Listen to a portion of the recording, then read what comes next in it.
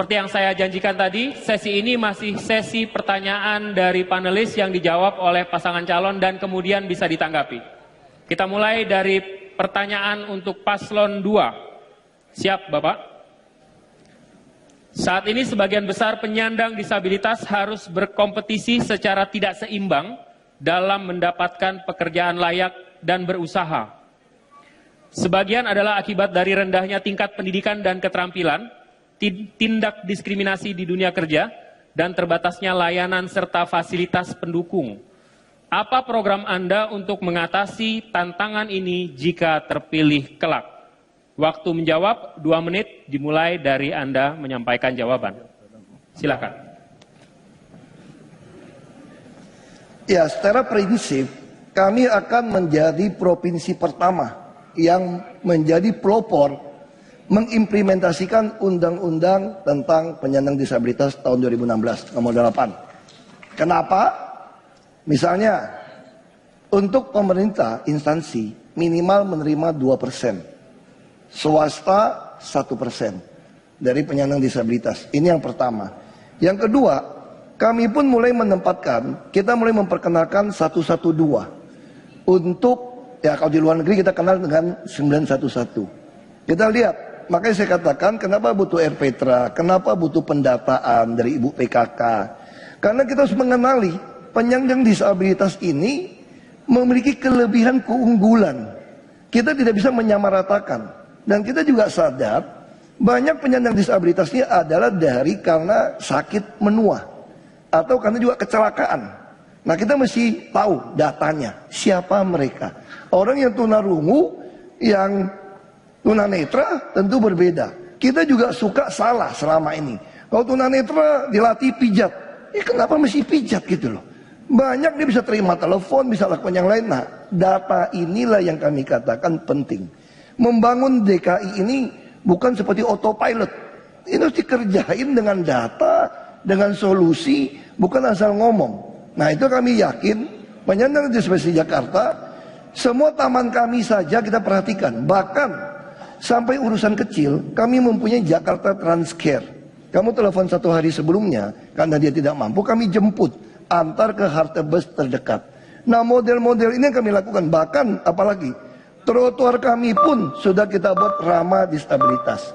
Semua kami lakukan karena target kami penyandang disabilitas bukan mereka, tapi adalah kita. Kita pun satu hari bisa jadi. Baik. Ke pasangan calon 3, mohon tenang. Bapak-bapak, pengarus utamaan gender. Sekali lagi, pengarus utamaan gender telah masuk ke dalam kebijakan pemerintah sejak sekitar 17 tahun lalu. Untuk periode saat ini dan ke depan, program penguatan sumber daya perempuan apa yang harus dilakukan agar menunjang program pembangunan kota? Waktu menjawab 2 menit.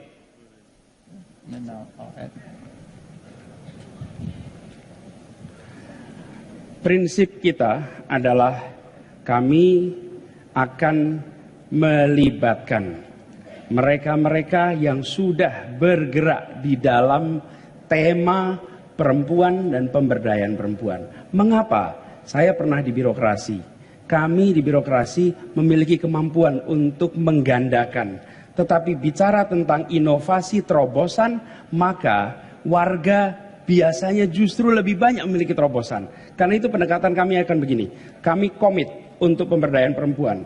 Caranya kami akan mengajak organisasi-organisasi, dan tidak ada kota di Indonesia yang memiliki organisasi aktivis sebanyak di Jakarta. Libatkan mereka. Komitmennya di kita, tapi caranya kita ajak mereka. Dan komitmen kita diterjemahkan dalam bentuk dana. Justru mereka dibantu. Tidak selamanya memberdayakan perempuan program pemerintah selalu dijalankan hanya oleh birokrasi dan PNS. Justru gerakan ini harus dibangun di Jakarta. Dan kita memiliki aktivis-aktivis pegiat-pegiat dari mulai yang memiliki kegiatan saya bertemu di sepanjang Ciliwung untuk pemberdayaan perempuan di sana, sampai pemberdayaan perempuan untuk kegiatan wirausaha. Jadi pendekatannya gerakan, bukan pendekatan program. Menyangkut perempuan, pendekatannya gerakan, libatkan semua. Lalu yang tidak kalah penting, secara khusus kita akan membangun program perempuan wirausaha mandiri untuk perempuan di Jakarta yang bisa berkegiatan usaha di rumah. Disiapkan modalnya, disiapkan pelatihannya, disiapkan pendampingannya, dan kami akan melibatkan private sector untuk menyambungkan menjadi pasar. Sehingga perempuan di mana saja di Jakarta akan memiliki kesempatan untuk berusaha dan sejahtera bersama keluarganya. Terima kasih. Terima kasih, Pak. Kesempatan selanjutnya diberikan kepada pasangan calon nomor 1. Mohon tenang. Mohon tenang. Tersedianya lingkungan dan transportasi yang ramah, aman, nyaman, dan terjangkau bagi seluruh warga masyarakat Jakarta, terutama lansia, perempuan, anak-anak, dan penyandang disabilitas merupakan dambaan. Untuk itu diperlukan suatu perencanaan program dan rancangan tata ruang yang universal yang dapat mengakomodir kebutuhan seluruh masyarakat. Jika Anda terpilih, yang akan Anda targetkan apa dan dikerjakan dalam 5 tahun ke depan? Waktu menjawab 2 menit dimulai dari Anda menyampaikan jawaban. Selama saya bergerilya di lapangan, saya menemui banyak saudara-saudara kita penyandang disabilitas. Dan betul, banyak di antara mereka yang mengatakan kami sangat sulit mendapatkan akses untuk transportasi publik yang nyaman, yang aman. Dan tentu kita harus memiliki empati. Tetapi mereka juga mengatakan, Pak, kami tidak butuh dikasihani, tapi kami ingin diberdayakan. Dan tentunya sebagai gubernur, jika insya Allah saya terpilih, saya ingin meyakinkan bahwa seluruh transportasi publik di Jakarta benar-benar memikirkan kebutuhan para penyandang disabilitas, lansia, dan juga mereka yang memiliki kebutuhan khusus. Termasuk contohnya, kita harus menyediakan ramp ataupun jalan datar yang memudahkan mereka untuk tiba di halte. Di dalam kendaraan umum juga demikian, harus disiapkan secara khusus tempat mereka yang memang membutuhkan space khusus. Dan ini kita lakukan dengan berkomunikasi langsung dengan para penyandang disabilitas. Apa keinginan mereka, itulah yang kita akomodasi dan kita wujudkan. Dan tentunya tidak sulit sekali, karena itu tidak membutuhkan teknologi yang bermacam-macam. Kita hanya butuh goodwill. Tentu tadi kita tahu bahwa kita ingin semakin memajukan dan mengayomi mereka yang membutuhkan. Dan tidak hanya transportasi publik, tetapi kita ingin juga meyakinkan bahwa kaum disabilitas juga memiliki kesempatan untuk memperoleh pendidikan yang baik. Itulah mengapa kami ingin sekali menambah jumlah sekolah inklusi. Sekali lagi sekolah inklusi dengan jumlah 800-an. Sehingga lebih banyak lagi masyarakat kita, anak-anak kita yang tergolong penyandang disabilitas yang mampu dan bisa mengikuti pendidikan yang baik dan berkualitas. Untuk itu perlu penyiapan kebijakan yang komprehensif dan sekali lagi memberdayakan mereka semua untuk lebih sejahtera lagi di kota Jakarta ini. Baik, terima kasih. Kini saatnya paslon akan menanggapi jawaban dari paslon lainnya. Kesempatan pertama saya berikan kepada pasangan calon 3 untuk menanggapi jawaban dari pasangan calon 1 dan 2. Waktunya 2 menit dimulai dari saat Anda berbicara. Kami silakan.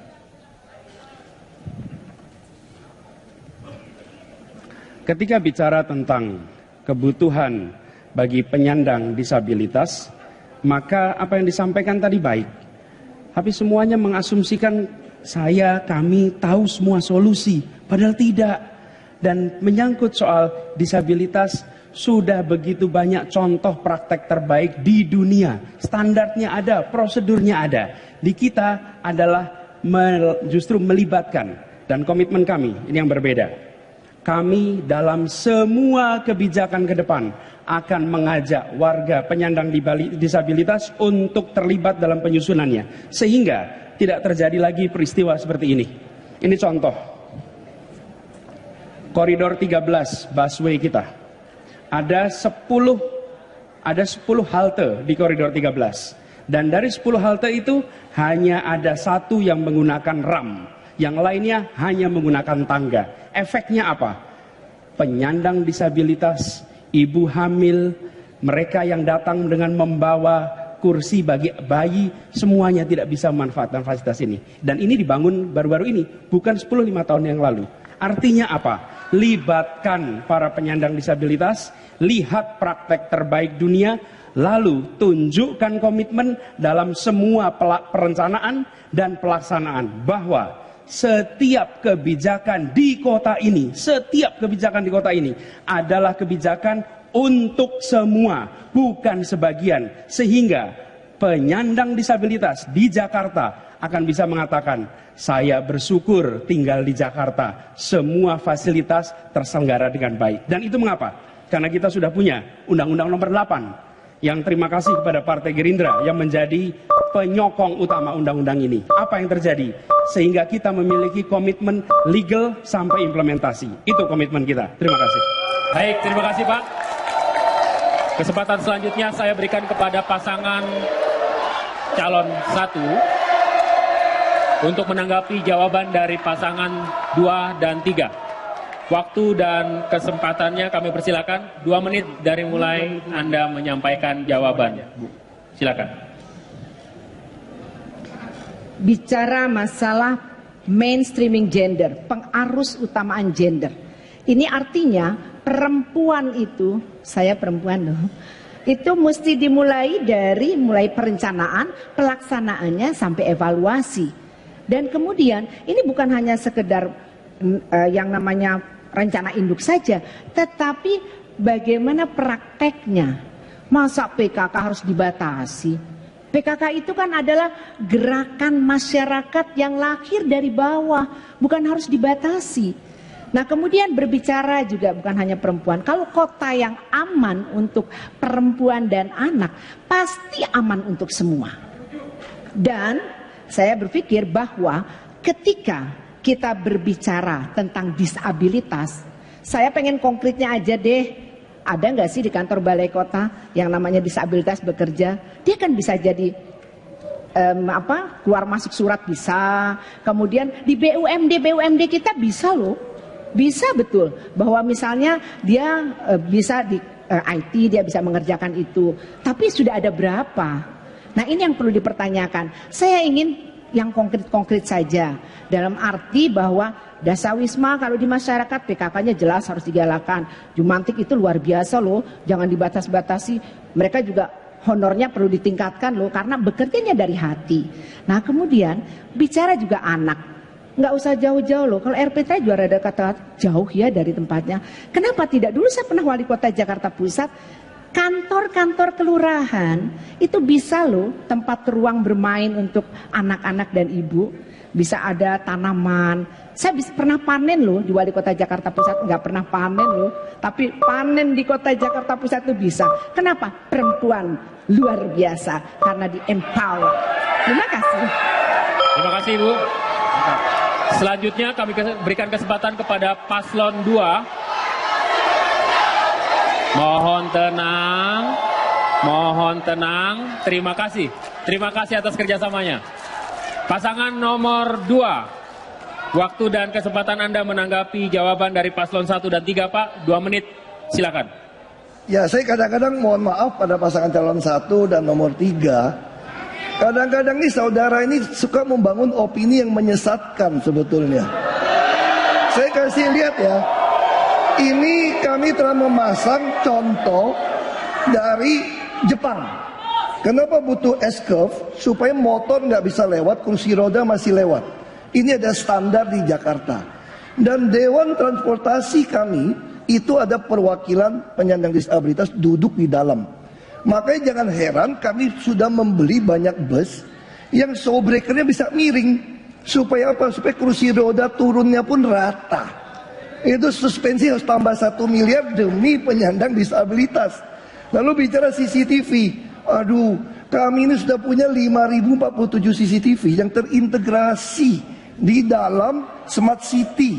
Jadi kita nih banyak sekali pasangan calon yang 2 ini cerita yang sudah kami kerjakan. Ini toilet di taman kami semua. Semua harus syarat ada penyandang disabilitas. Ini sangat jelas. Dan tadi Bu Sirvi mengatakan tidak ada PNS yang kerja. Saya dalam hati, astaga, Ibu Silvi ini kemana aja? Kita ini ada 1% CPNS itu yang penyandang disabilitas di DKI loh. Makanya untuk undang-undang yang baru kami akan tingkatkan 2%. Bahkan saya pernah belikan mesin kursi roda kepada PNS yang bekerja. Dia bekerja di DPRD dulu. Lalu kami pindahkan ke Kominfo. Jadi saya bingung kalau mengatakan terus bilang PKK dibatasi. Aduh, saya bilang justru PKK inilah yang menghasilkan 600.000 data rumah tangga. Dan PKK sekarang gunakan aplikasi. Jadi yang tersingkir itu yang tidak mau berubah. Jadi mohon maaf banyak data yang sesat. Terima kasih. Terima kasih. Kian hangat. Sesi demi sesi dilalui.